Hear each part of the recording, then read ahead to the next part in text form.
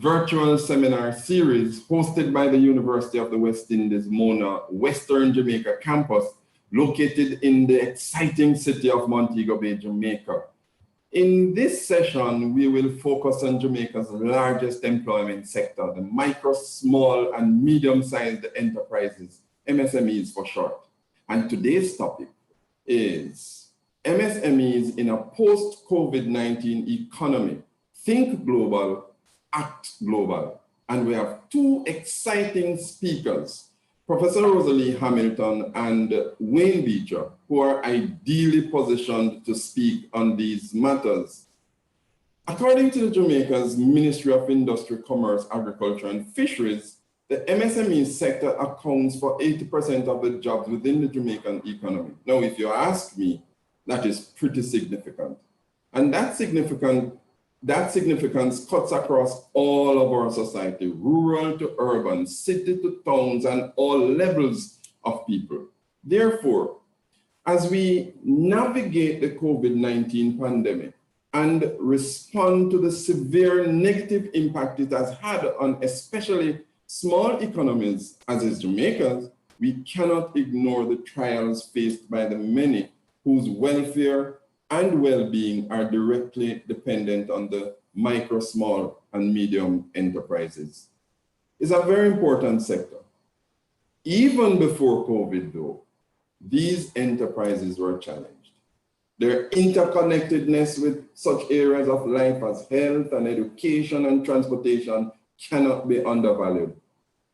The UEMONA WJC is always committed to improving our human condition and in contributing to the processes that bring about social and economic stability. And this seminar series is a demonstration of that commitment. A commitment to engage our various stakeholders who are not only students, but include our parents, our guardians, entrepreneurs, right across the sectors of our society. We believe that promoting enlightening public discourse about issues of relevance to our people, not just about the problems and the realities of our times, but more so public dialogue that is about finding solutions. And today's session is about finding solutions. It's about providing instruction and direction on how we can actually realize our full potential as a people. In this particular case, we wish to guide the leaders and workers in the MSMEs on a journey, really, a journey of hope, a journey of innovation, and a journey of overcoming. That's what the crises in which we have found ourselves from time to time present us opportunities for overcoming. So it is our hope that you will in this seminar have an opportunity to think differently about your enterprise, to see the opportunities possible from these adversities, and to act in such a way that those opportunities may be converted to productive and successful outcomes. And as I said before, we have two exciting speakers on this matter today. The first of our speakers is Professor Rosalea Hamilton. Professor Hamilton is the Chief Executive Officer of the Lasco Foundations, and she's been there since June 2018. Of course, many of us know her as a former vice president at the University of Technology, Jamaica, and where she was actually awarded a professorship in the Scotiabank Chair in Entrepreneurship and Development. That's where I found her in that field of entrepreneurship and development. Hamilton has actually established and led the MSME Alliance, a network of small business organizations, for 10 years. She has also established the Institute of Law and Economics, which is another area in which I found her. She has worked as a consultant and public educator on trade and governance, taught at the graduate and undergraduate levels, and served as chief advisor to Prime Minister of Jamaica from May 2006 to September 2007. She's currently a board director for Lasco Manufacturing Limited, and I think the corruption watchdog organization National Integrity Action. Professor Hamilton is also chair of the newly created Caribbean Philanthropic Alliance, a hub basically of what you call philanthropy connections across the Caribbean, And they have a mission to improve the lives of Caribbean people and their countries through partnerships and collaboration of the private sector foundations and philanthropists. And she will be followed by Wayne Beecher. Wayne has more than 20 years of senior management experience spanning the public and private sector, where he has developed expertise in strategy, in innovation, project management, and technology application. He's the founder and CEO of altCatalyst. I hope I got the pronunciation right. He's a professional service firm, which is a professional service firm whose mission is to identify, inspire, and catalyze the next generation of human-centered design innovators. His most recent assignment was the management of a portfolio of development innovations for the Multilateral Investment Fund, the Innovation Lab for the Inter-American Development Bank, IDB Group. Well, since leaving the IDB, Wayne has been applying his energy and skills to seed and accelerate several innovative entrepreneurial ventures. And of course, as I said, he's well positioned to speak on this matter. Wayne is a certified project management professional with a degree in management studies and accounting and an MBA. Guys, gentlemen and lady, on behalf of the University of the West Indies, Mona Western Jamaica Campus, I really want to thank you both for presenting this session. And to all the participants, I wish you an enlightening and engaging dialogue, because that's what today is about, a dialogue. You're going to be participating in a dialogue with Wayne and Professor Hamilton. Think global, act global. And now I turn you right over to Professor Rosalea Hamilton. Thank you very much, Patrick, for that exciting opening. I'm glad we found each other.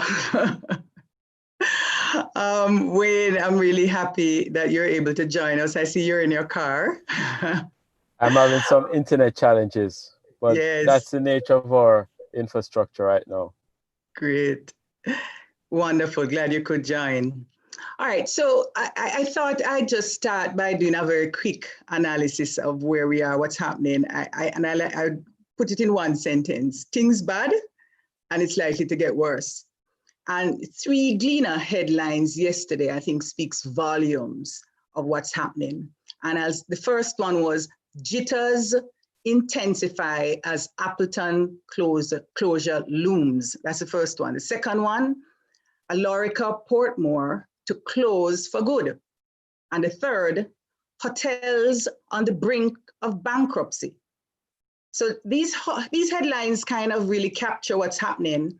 And as I said, my own projection is that we can expect it to get worse before it gets better. Now, the fallout in the tourism industry, of course, is significant. I think we all understand our high dependence on tourism and what that means. The craft traders and producers feeling it, the transportation sector, restaurants, entertainment, etc. We're already beginning to see the impact on the foreign exchange. We see that moving. Things are going to get more expensive. The reduction in purchasing power because people are losing jobs, have less to spend. The increase in operating costs due to the health impacts, the social distancing and sanitizing, etc., will all have impacts on the MSME sector. It all spells, I think, disaster in the short run. I say the short run because we're going to be hopeful and we know we're going to come out of this and we will come out better. So I think the core response is to think global and act global. And we're going to talk through what exactly that means. I want to start by saying that the post-COVID economy is not an inevitability. What will come out of it is not inevitable. And there are all kinds of models that talk about the different scenarios and they all paint different pictures. And I think that the core idea for me is that the outcomes and what happens after COVID depends on the choices and the decisions we make now. And if we act, we can shape that future. And if we don't, others will shape it for us. So that's important to bear in mind. I wrote an article in May, and I talked about restructuring our economy. Not simply focusing on reopening, but restructuring. Think about the long haul. And it starts with how we think about the problems now. Think about what's happening now. And I suggested that, you know, if you look at what's happening now as a loss of opportunities that you had before, because you're doing well before COVID, then you really want to just bring things back to where it were, because, you know, you were doing well. But for others, for a lot of others, we want to reset the thing, you know, to do it differently so that we can be better off. And I think that's the lens that I want to speak from for those who did not have the opportunities that a few had prior to COVID. So why should we think global? That's an important question. A simple answer is the world is the biggest market.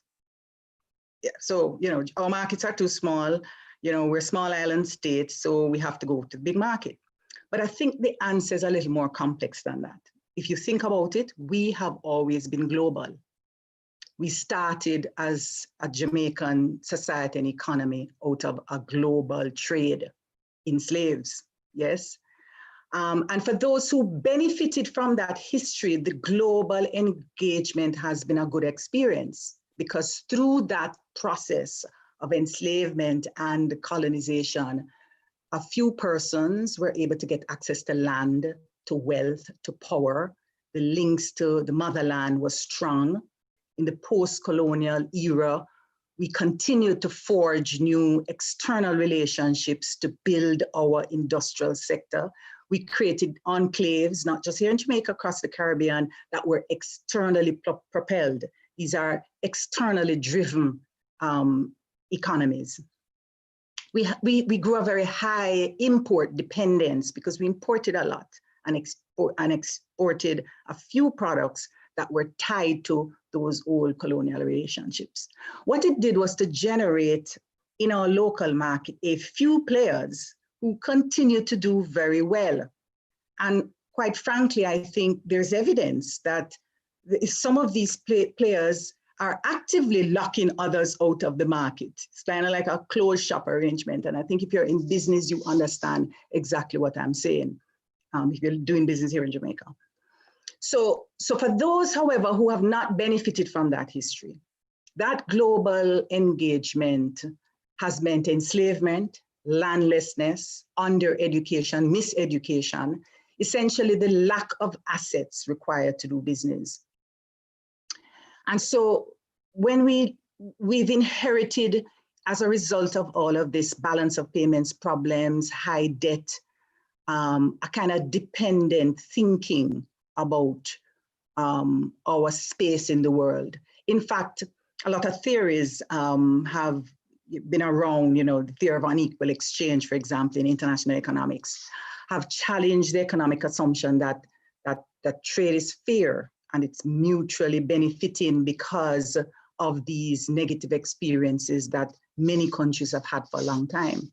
And I want to say that even when we set up an institution like the World Trade Organization to put rules in place to guide global trade, this was established in 1995, we still were not treated fairly. The Antigua Barbuda internet gambling case, I think, is an excellent example. This is a situation where Antigua Barbuda, one of the smallest countries in the world, developed internet gambling industry in response to declining tourism revenues. But they were shut out of that market from the US. In fact, they complained to the WTO in 2003. They eventually won the right to compensation to about 21 million annually. And they won the complaint, and it was recognized that the US laws were discriminatory. 17 years later, nothing. In fact, Ambassador Saunders, that has carried this case, continued to lament the fact that the country has lost about a quarter of its annual GDP. So the global marketplace has not done us good. And it's not just about what the market has done to us, it's also about how we engage. And so for me, The thinking globally today means rethinking the existing terms of global engagement. We ought not to engage the world simply as price takers. That's what we did with our bauxite and sugar and so on, where someone sets the price and we supply.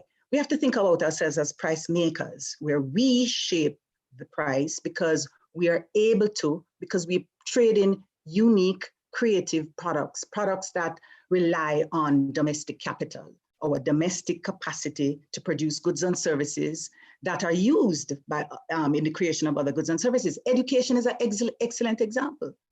We have to export our education, and we have a lot to export. We can tell the world about our music. We can train the world about sports, etc.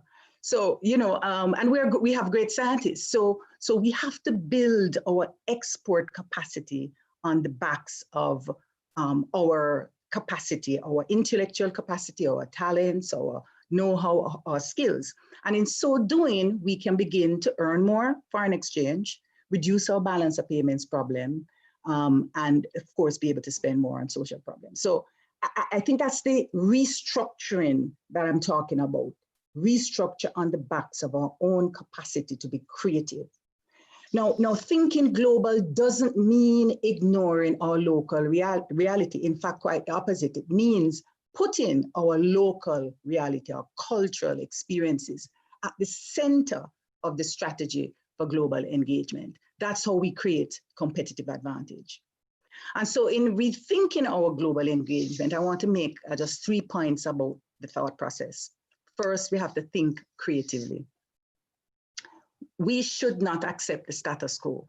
Status quo is not necessarily in the interest of the majority of us. Bob Marley was right. Emancipate ourselves from mental slavery. Let's start there. Let's start to think about new global engagements, new terms of engagements. We've been talking about non-traditional markets for a long time, you know, with South-South trade and all of this been around for a while. But I don't know if you're following what's happening, but you know, if you look in last year, NASDAQ said the 3 fastest growing markets in the world were Guyana, Ethiopia, Rwanda. In fact, another analyst talked about Senegal as in the top 3. 3 of them African countries. In fact, Wikipedia using IMF data points to South Sudan and Libya as among the fastest growing markets of the world. Are we there? We need to be there. Now, of course, COVID has thrown things upside down, but our presence in these markets is absolutely necessary. And let me say that Jamaicans are there. We just have to look. We're going to talk more about how we need to begin to leverage these markets, starting with our friends and family and the people we know. And I think we can do it.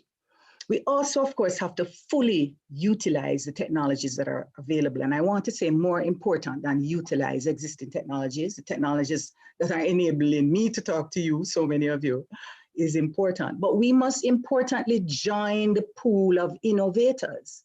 Right now, the world is looking for a vaccine, and many of us are afraid of these vaccines. Our scientists need to be part of that search to find vaccines that will protect us. And when we take them, we feel confident because we know it's been done by the best and brightest of us as well. So we must join that global pool of innovators. So innovate, create, these are key things if we're going to rethink our engagement in the global economy. I also want to suggest that we have to rethink boldly, right? We can, in fact, penetrate global markets. We need to tell ourselves that we've done it. You've seen it in sports. Usain Bolt, Shelley-Ann Fraser, among many others.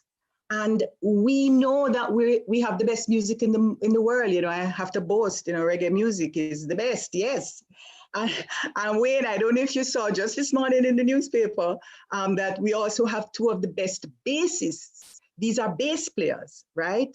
Robbie Shakespeare and Family Man. They're among the Rolling Stone top 50 bassists of all times, not just for the last year, right?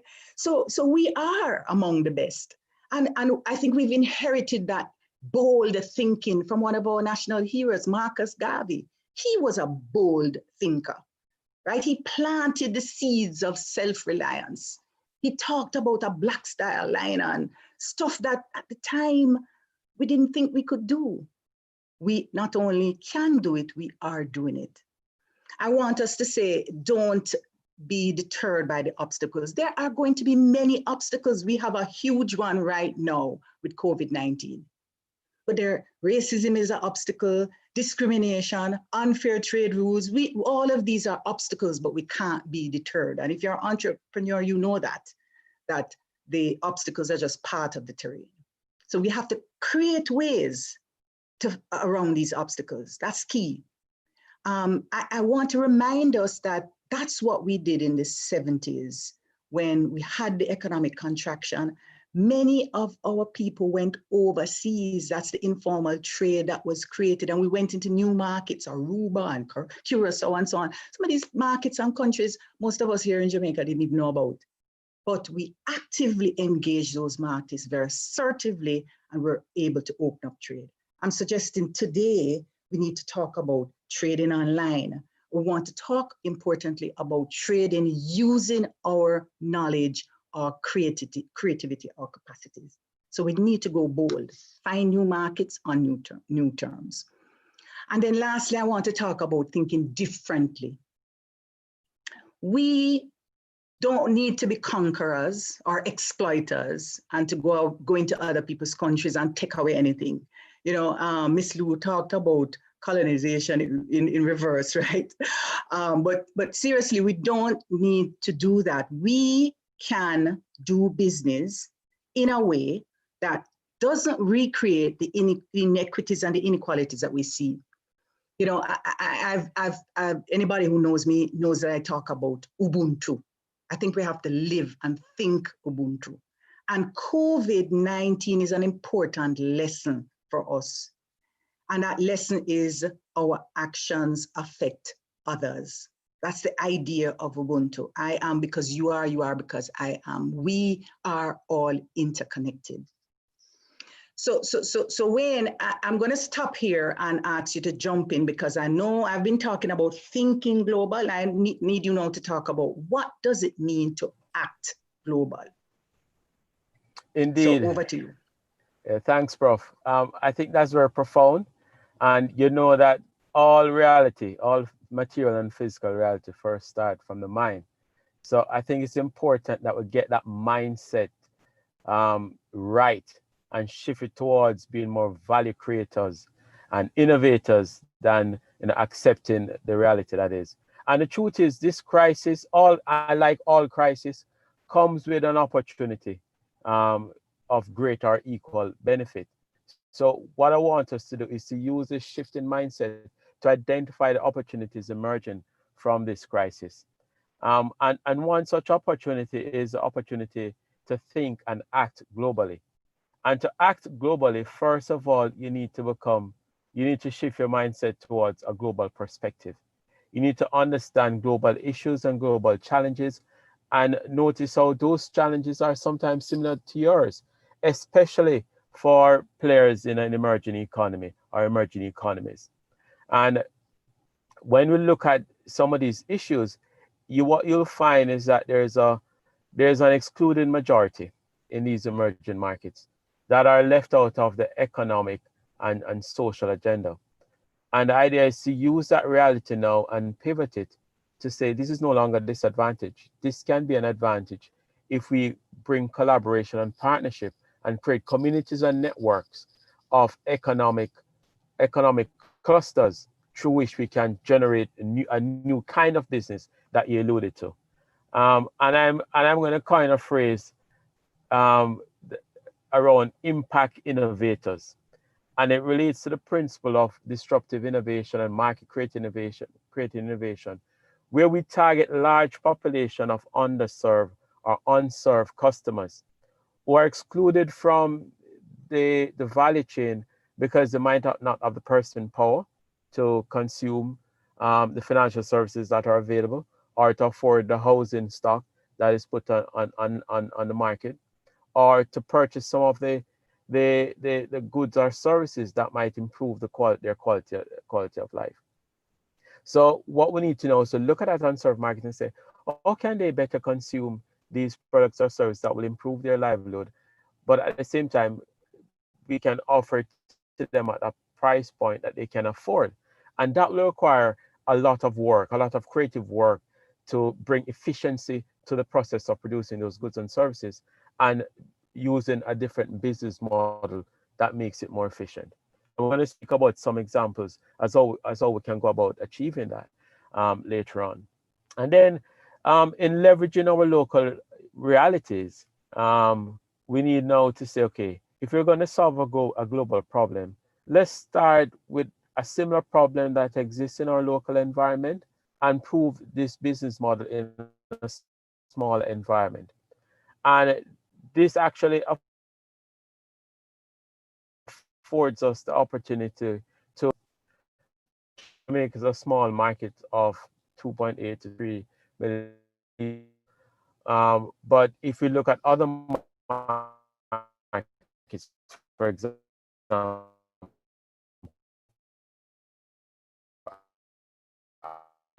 the African continent that has over 1 billion people, what are the similar market dynamics that exist in that in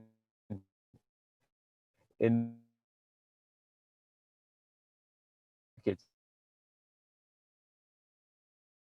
What can we do differently to pay market penetration and with value chains and logistics chains to establish communication channel between us and those countries? And it's easier now because we have a global technology platform that we can leverage quite easily to establish lines of communication that we can use to build a conversation, to build trust that we then convert into entrepreneurial partnerships and arrangements.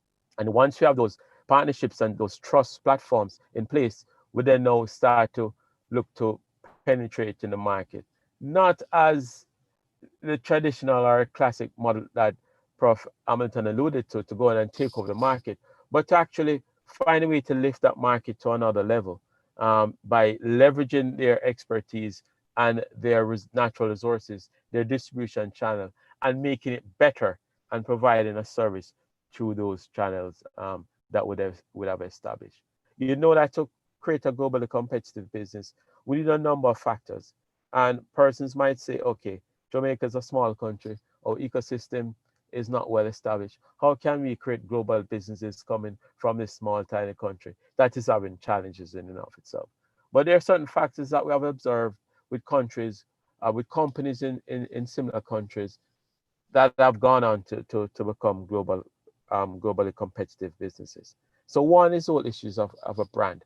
We need to create a brand that can invoke a certain level of customer loyalty, customer awareness, and inform customers that they're dealing with a trusted player. We have not seen much examples of this coming out of Jamaica, but Jamaica has a very strong national brand that could be leveraged to create a brand, some brand essence and brand muscles that we could use to create strong, firm level brands. We talk about the sporting brand, the music, the arts, but we have not seen a lot in businesses. And I think there's an opportunity to leverage that strong national sentiment towards creating national brand. Another competitive factor that we normally look at is economics of scale. And this is the main reason why we now need to look global, because with our small market size and the press purchasing power, we're not going to create globally competitive businesses using economics of scale as a competitive driver.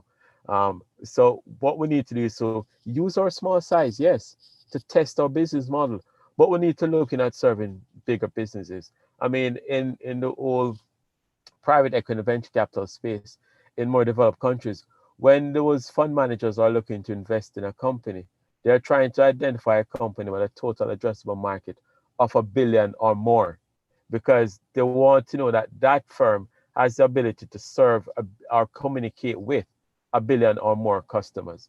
And that for them is scale. The other thing is the leveraging of technology. And this is something that we're somewhat behind the curve on. There are a lot of good technology players in Jamaica, but we don't have a strong enough cluster of technology expertise to actually build a technology base to have country to build companies that are globally competitive across countries and borders. The truth is, we have seen some promising signs of technology expertise that could be leveraged. And what we now need to do is to build a supporting infrastructure around that, and to rapidly educate more technology experts and get more young persons to get into the technology field. And in the short term, what we could do as well is to partner with external players that have access to the technology and the technology that we can leverage for our own purpose. The truth is that most businesses now that are being created in this digital economy are leveraging existing technologies, but just using them in a very smart way. For example, everybody know about the Uber, the ride-sharing app. If you look at their technology stack, the number of technology used is about 54 different technologies. Almost 51 of them are existing technology platforms. They only had to create one or two new technology app or platforms to add to the stack to make it all work together. And then we look at the kind of businesses that we create within this that can give us a network effect. You would have heard the term too big to fail. But in this new digital economy where acquiring customers it would be a simpler matter of communicating via a social media platform, it is quite easy to create network effects or a group of customers that have a continuous conversation around your products or services. So you could think of a Facebook, of a YouTube, of even Uber or Airbnb, where there's a social component that's embedded in the service offering. Most of the time, those social services are offered for free, but then the data that underlies that social construct is of more value than the paid services that the platform might offer in and of itself. So, Prof, I'm going to stop there. That's the broad strategic thinking as to how we might go about creating or acting in a global way from a small local economy that's open to all sorts of competitive forces. But I think, as you said before, it's about shifting the mindset to say, yes, we have done it in other areas, in sports, in music, and now there's an opportunity to do it in business. And doing it in business actually carries a larger potential impact for me, because you have a number of supporting businesses in the value chain that would benefit from in one business doing very well. Quite so. Thank you, Wayne. And a lot of what you've said speaks to how we collaborate with individuals, organizations, and how we create the kind of partnerships. You said a lot, and there's a lot that is happening right now, and people feel literally overwhelmed, But I think we have to recognize that it's not something, if you're in business, you can do alone. No. You have to team up. We tend to feel that we have to become the stars and the owners, that 100% rather than 10% of a viable business. But we have to shift that mindset. We must. And importantly, we need to find people who we can trust. Trust is an important business asset. And when I do business training, I start there and say, listen, you can start with $0. And you can begin a business if you have a trusting relationship with someone who can at least give you some in-kind capital to start, right? So the trust is key. We hear a lot about co-creation and, coming up with joint ideas. It's very important because we all not going to think about it with the same lens. And so I say to people, listen, start with your friends and your family. They're located, very few of us here in Jamaica have no family and friends abroad. We have a lot, right? So let's start with those friends and family we have abroad. Let's begin to ask questions about what they want. I mean, when this COVID thing opened up, I talked to some persons, and everybody was in masks and so on. But Jamaicans abroad wanted masks with the Jamaica flag and so on. And yeah, it was possible to send some of that overseas and earn some income. So I think we can start with the friends and family, people we trust, build a business network. I know there are many networks and associations around. Now they have to step up to the plate if they haven't been doing very well. I've spent a lot of time in business associations. I understand the problems. We tend to wait a lot for the president and a few people to do everything. Jump in. Now is the time where the presidents need help, because the associations must effectively help us at this time. I suggest if they're not working, create your own business network. In fact, that's what we're doing, Wayne. I know you for a long time, and we've known each other in our different professional capacity, but I'm saying let's team up. And we've decided we're going to not just talk about these issues of global engagement, but actually do it. And so we're talking about building a trade, investment, development, and empowerment connection, TIDE connections for short, across the Caribbean, Africa, the diaspora, with friends and family we know, people we can trust. And we're inviting people we know to be part of that, because I think it is important that we find new approaches to trade and invest in areas where we have, and we know we have, these competitive advantages. And we've heard of the sports, the professional services as well, and all of these areas, medical services, we have skills and talents. We need to go global with them. But importantly, we must do it in a way to foster the kind of equality and the equity that we want. The growing income gap in the world is scandalous, quite frankly. And if we simply go back to where we were, that will only grow. So how do we do it differently? We need to find ways to help each other, to work with each other. We cannot create jobless growth. That's not an option. And I don't think business as usual is an option. We have to empower each other and ensure that these relationships improve the lives of others. And I think it is possible if we have at the forefront of our mind this concept of Ubuntu. So we're starting with a conversation, and some of you may have seen the flyers, an Economic Emancipation Day conversation on August 1st, our Emancipation Day. And this is not going to be just another chat online. We actually are going to follow up with global action.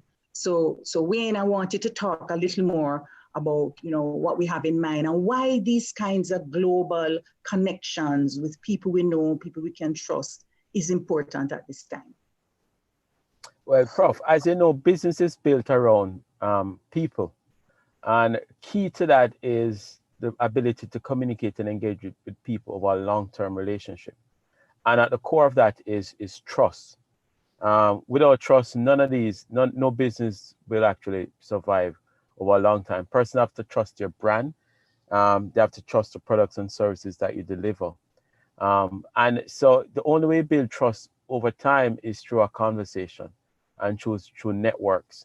And as you mentioned earlier about leveraging the networks that you do already have. But beyond that, as we go through this shift and to maximize the opportunities coming out of this shift, we have to look at creating new relationships and forging new connection. And one such initiative that we are looking at now is to catalyze a new kind of relationship with emerging countries. We call it South to South, because we're all in the southern part of that dialectic for economic growth and development. And so it's to form a connection with those countries. And for us as Afro descendants, persons living in the diaspora, I think the first place to look is to Africa. So what we're actually working on now is to create a platform that allows for communication, but not just communication. We want to allow for trade and investment and personal services engagement to run through the same platform. So we're taking the principles that we spoke about, creating a network effect, leveraging technologies, and building a brand. We're going to use all those philosophies to actually create a digital platform around which we're going to leverage a lot of technologies to allow for efficient communication and continuous engagement. We're actually going way out, Prof. So I hope the audience can stay with us, because we're actually building out a digital world. And I dare say eventually we're going to take it to a virtual world where we have a communication platform that will engage persons in the diaspora and Africa in particular, to first start that conversation about what are the opportunities emerging in their countries based on the unmet needs of their majority. And then to forge new relationships and partnerships that we can use to either co-create entrepreneurial enterprises or franchise entrepreneurial enterprises across borders. And then the platform would allow for that transaction to take place, or to foster that partnership to take place. We're looking at a very robust technology platform, and we want to use local developers to start that platform. When you join us on the first, you'll hear more about that exciting platform that's already been developed by local experts. Yes. You know, so I think that is important to emphasize. Correct. I was very surprised when I saw the level of expertise and, cutting edge technology that's involved. And again, another area of partnership. Yeah. Absolutely. And so they could scale that model in other countries, and then use that model to build out the infrastructure here. I mean, some of the examples of what we foresee could happen is that we know that the issue of affordable homes or affordable housing cuts right across all countries. I mean, the statistics from the IDB report in 2017, 2018 indicating that 60% of Jamaicans live in informal settlements. That's a huge market, even locally, with an unmet need of over 17,400 units per year. The current build capacity is only 6,000. So why not apply technology to solve that problem? Most of the developers and the construction professionals now are looking at the more, the more higher margin, high-end properties. We've seen a lot of that unaffordable for most. Unaffordable for the majority, unfortunately. So why not create something that can meet their needs? We know that it's going to be a business opportunity. So I want to leverage technologies to increase efficiency, both for the management of these projects and for the building system to assure quality and efficiency in execution. So that's something we're working on. You hear more about it during the conversation on the first. We're also looking at a way to get more persons engaged in the financial ecosystem. Financial inclusion exclusion has been a problem for the majority in most countries. If we can solve it here, we can replicate that model. And in truth, we have seen a lot of case studies coming out of Africa with M-Pesa, that they have used mobile technology to actually create a more inclusive society. We can actually cascade some of those lessons there and then add further innovations to it. We know we have tried we have made some attempts in the past, but in this new world, failure is a platform for learning. We don't see the early attempts locally at digital financial inclusion as a failure. We see it as one more opportunity to try something new. But even beyond that, we're talking about building out a new kind of global economy. We need the infrastructure to support that. So one of the things we're going to be exploring is how to create broadband connectivity for the majority by using new emerging technologies that can afford us to have a higher rate of penetration of raw data. I'm sitting in my car now because I live on the suburbs of Kingston. And so my data is unreliable. So I'm sitting under my Wi-Fi modem in my car, trying to maintain a reliable connection. And it's still not working 100%. We need to solve that. We need to solve that problem because we talk about education tech. Most of the students in the suburban and rural areas are excluded from any sort of consistent education technology because they don't have access to broadband data. So that's a huge problem to solve. We solve this here for 70% of the excluded market. We can transfer that model to other countries. or we can learn from countries, other emerging countries, where those problems are being solved. So those are some of the practical examples as to how we can go about, moving towards a more inclusive economic model. All right, great. Well, I think there are some questions. There may be some questions. If you have some questions, we can ask the questions now. We'll just kind of pause and see if we see any more questions. But, Wayne, as we wait for these questions, I have to tell you, this is a time for bravery. Oh, yes. And determination. Absolutely. And willingness to fight against the odds. It is difficult times. And I talk about it very practically and frankly about things getting worse, because I keep saying if it doesn't get worse, then we're good because we're prepared for the worst. But if it gets worse, as we expect, then we shouldn't be too surprised, because this is unprecedented. All the analysts have said that.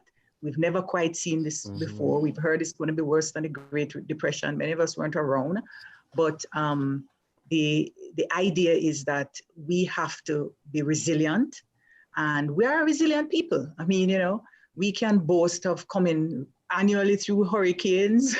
We've done all kinds of stuff, but I do want to say to the businesses that are listening, listen, stay strong.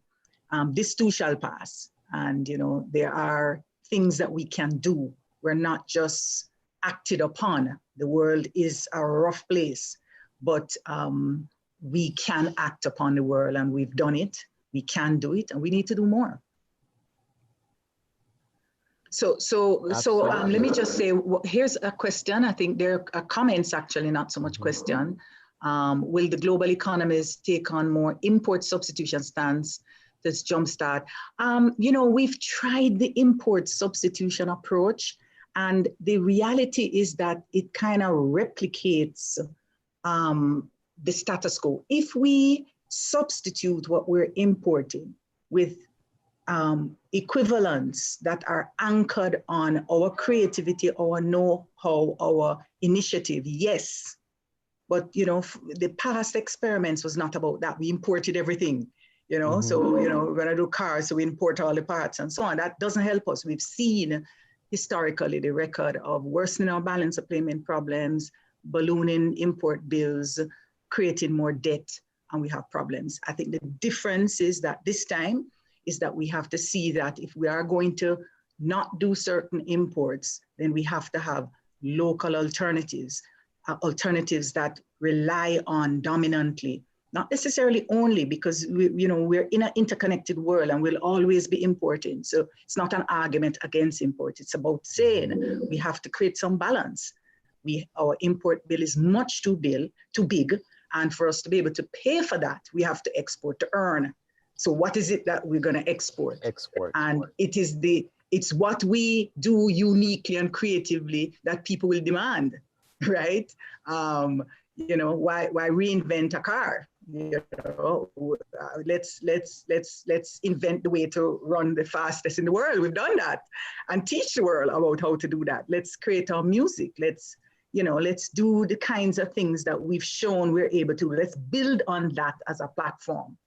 And I think that much more investment is required to strengthen our creative and cultural capacity to penetrate the world. And this is the time. Now is the time for us to do this. Absolutely. I mean, coming out of the 2008 financial crisis, it was observed by McKinsey and other consulting firms that companies that invested heavily in research and development and innovation outperformed their competitors in the medium to long term,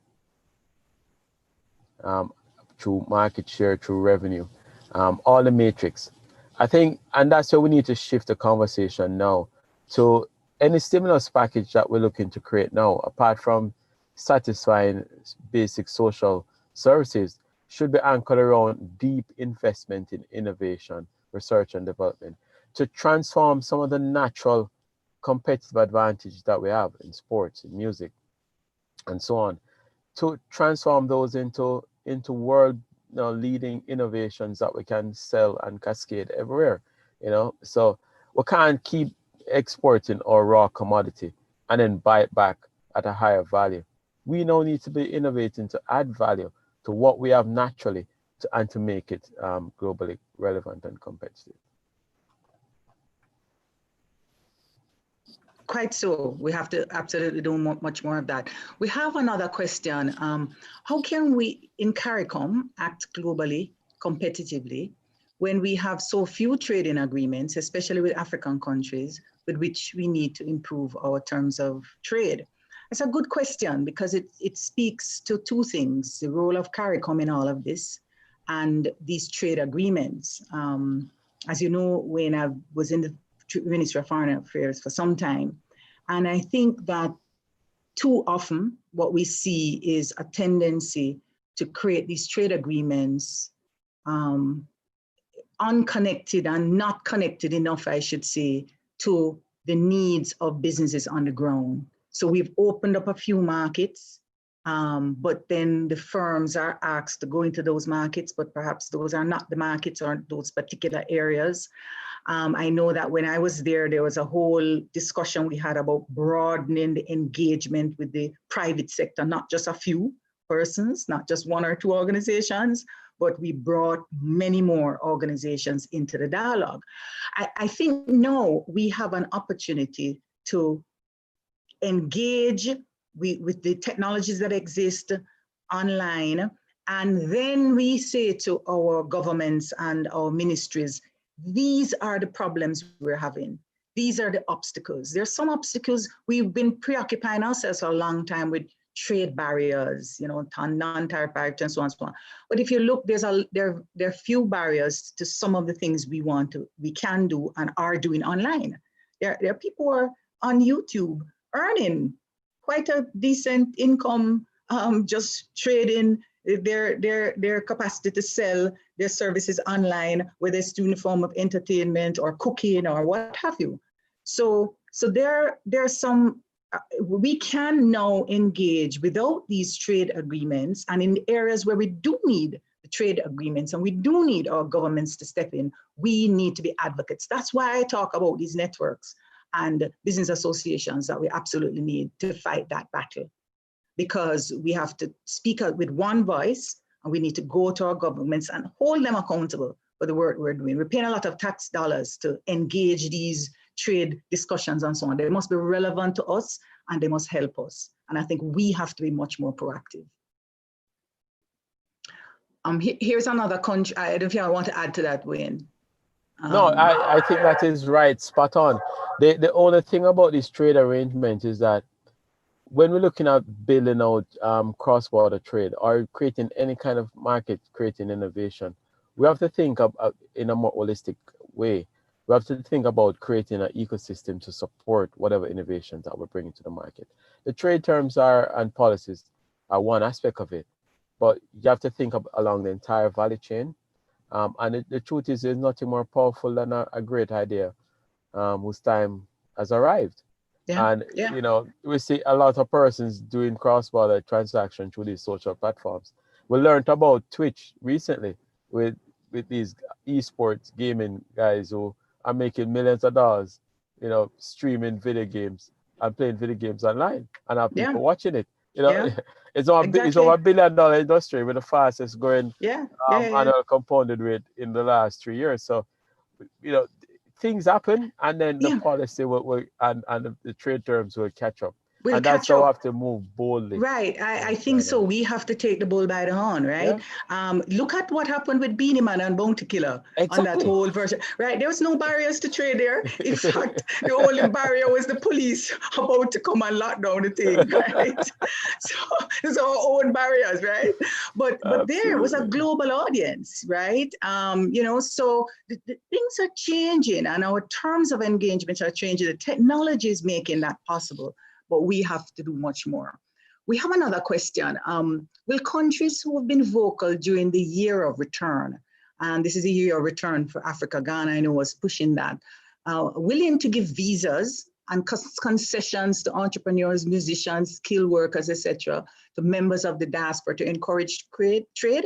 Great question. Now, for me, if enough of us gang up and say to the African countries, West African countries especially, listen, you know, you owe us, right? You know, give us some openings here. Yes, it can happen. And certainly we had the minister of, the Prime Minister of Ghana here in Jamaica talking about wanting to engage us. I know that the Sierra Leone is also a country that wants us to engage them. And so it's you know, we should not take the view that somehow others want to help us and should do things for us. We need to take the view we have to push those doors open. We have to go out and tell people what we want, negotiate, and push for what we want. I think that would be the approach I would take. Another question here, can we establish direct transportation to Africa without going through America, England, and the like? We need more direct flights to the continent from the Caribbean. What do you say about that, Wayne? Absolutely. I don't know if we can bring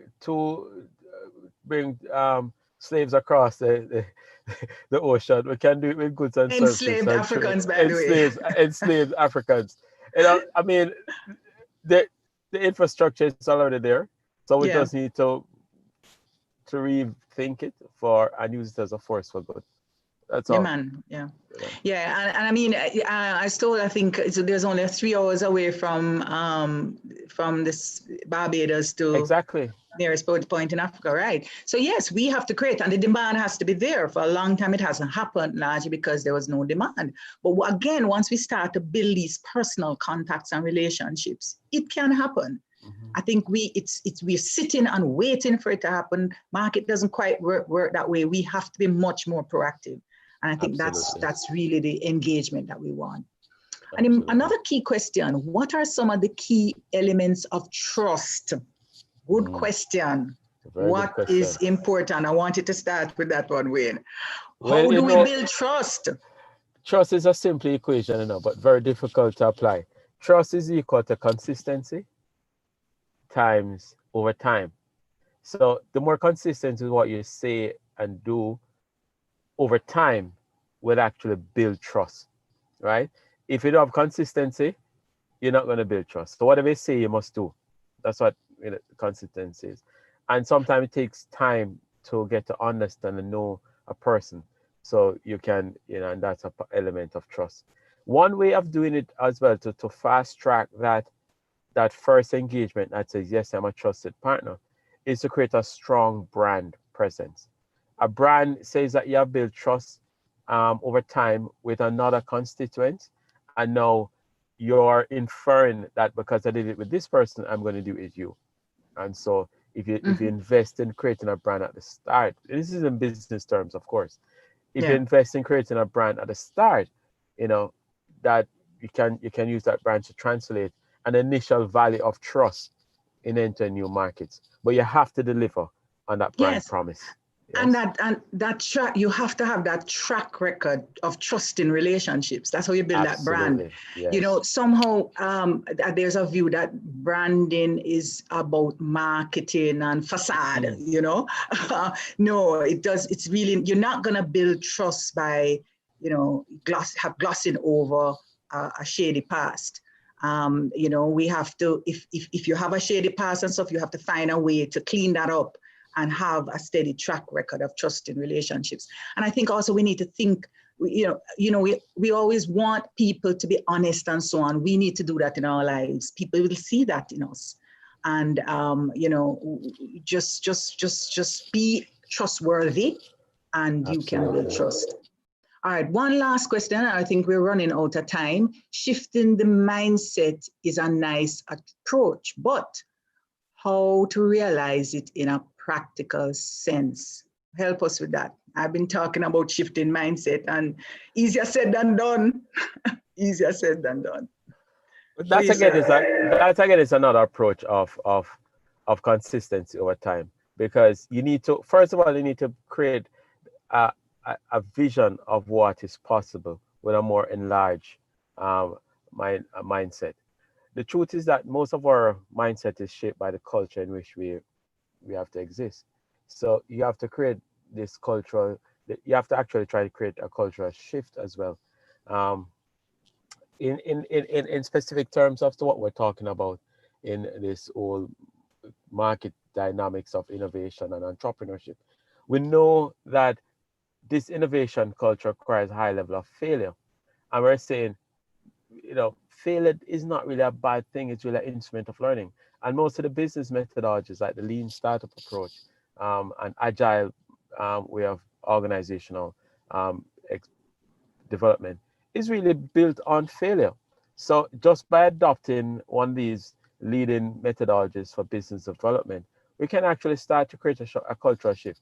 I've seen that happen in Jamaica through the National Business Model Competition that we did with DBJ at universities, where we teach them about the business model canvas and to go out there and fail and then pivot their ideas. And UA has done very well, or UA at Mona School of Business has done very well in this competition to try and shift persons from come with a fixed way of doing business and thinking they're going to write one business plan and get it right. We're saying, no, create a business plan based on your understanding of the customer's need, and then go out there and test it with real customers. And if they reject it, it's great. It gives you another approach to try to, we call it a pivot, to retest, to come up with a new hypothesis and test that with the customer again, and test that with the trade, and test that with your partners.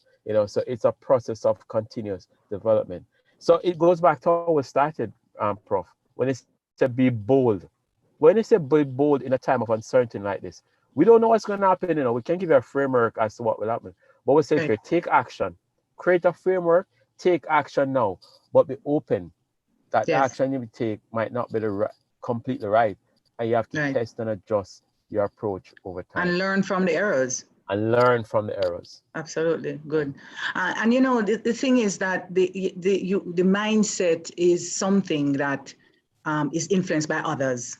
And I would say one of the practical things people do, all the negative people around you and all the people who tell you that you can't do anything, move away from them, right? Absolutely. Just shift away or don't listen as much and find new thoughts, new people with new thoughts, different thoughts, and more uplifting thoughts that can help to fertilize that mindset that you really need to do well. And the last question I just saw, and a quick comment on it, is it not time for the Global Logistics Hub here in Jamaica, creating global connectivity for trade?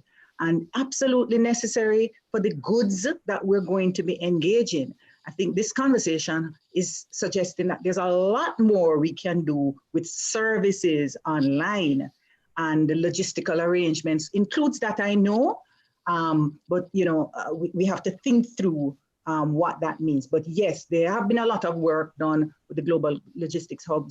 I think there's much more that needs to be done. There's a lot that was promised, and we need to fast track that. And if we can fast track that, that can only help with the kind of infrastructure you're talking about, Wayne, that we absolutely need. So, kudos for all of those that had the vision and, put that in place. And I think that we absolutely need to do more. I think we've run out of time. This is a 1 hour session. It was really great chatting with you, Wayne. I hope that we'll continue the conversation. I know you had a flyer you wanted to put up, and just to remind persons of this event that's coming up on August 1st. And I know persons were asking about registering for this.